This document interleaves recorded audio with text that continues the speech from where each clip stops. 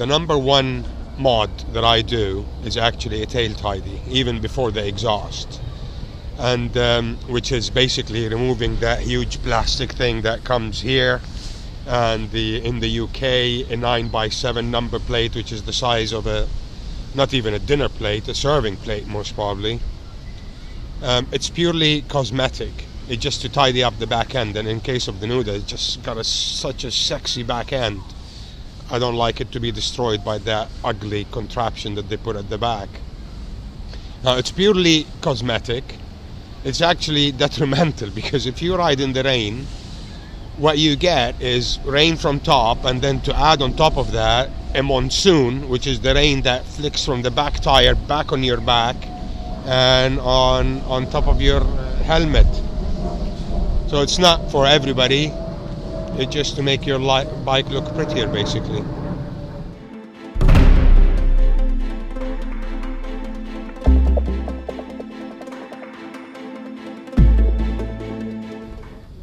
Second on the list is exhaust. Now, you will do that for various reasons. Mine are, first is sound.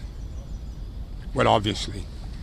In case of the S1000, I went one step further, because originally I had the Acra full titanium system and the Acra carbon fiber exhaust. Sound was fantastic, but I wanted something more distinctive, something that will bring in the sound of that inline 4 even more. So I went and fitted an Austin Racing GP1 to the Acra headers, and I love the sound now.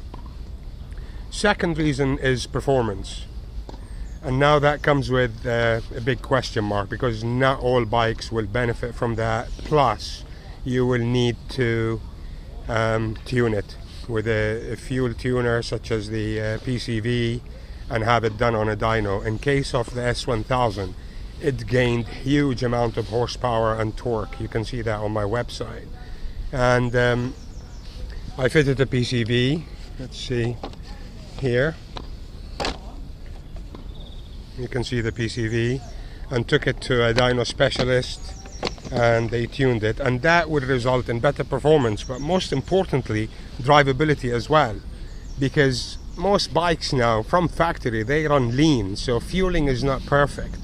They run lean to meet fuel and emission regulations, but when you do that, it does really change the drivability or rideability of the bike.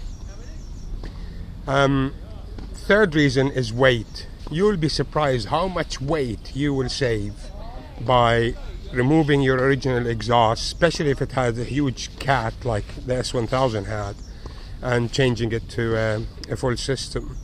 But the problem is with catalytic converter, whatever you want to call it, is that not all countries you can do that. Plus, if you keep your original headers with the cat and just change the exhaust, you will get a slight better sound, but not much, because these days the sound is so much muffled by that cat.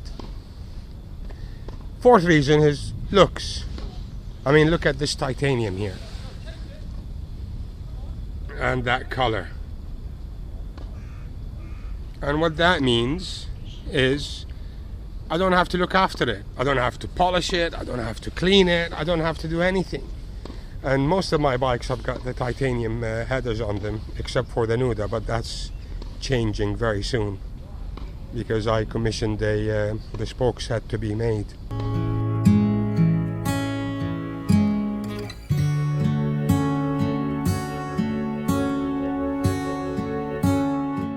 Number 3 on the list are mirrors, and it's all to do with functionality and looks. Now, it's my number one pet hate. Why can't manufacturers put some decent mirrors in the first place? I don't know about you guys, but I haven't had a single bike where the mirrors either vibrated, or you can't see a thing behind you, your elbows are in the way, or the quality is so bad that after 3 months they're all rusted, and it's just mad. And put an extra 20-30 quid on top of the price of the bike and provide us with decent mirrors. I'm not saying Rizoma quality ones like these ones on the Grom. I'm just saying decent mirrors that don't vibrate and look good on a bike.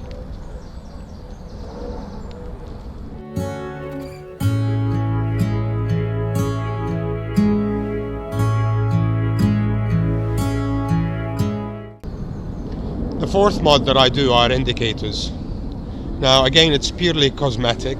Okay, LED indicators, as you can see here, are much brighter than normal indicators, but it just tidies up the bike. They look much nicer. There is always exceptions, like on the BMW I didn't change the indicators because it's got very nice LED indicators as standard.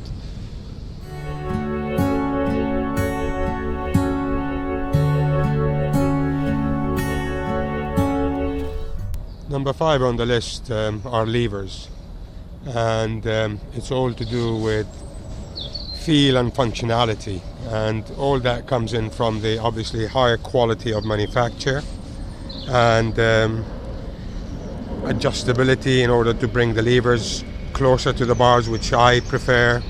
And in this instance, the levers are extendable as well, so you can make them longer or shorter. Now, most of the time, I like to go for the manufacturer's, better quality levers. But in terms of the KTM, I'm not into that orange colored levers.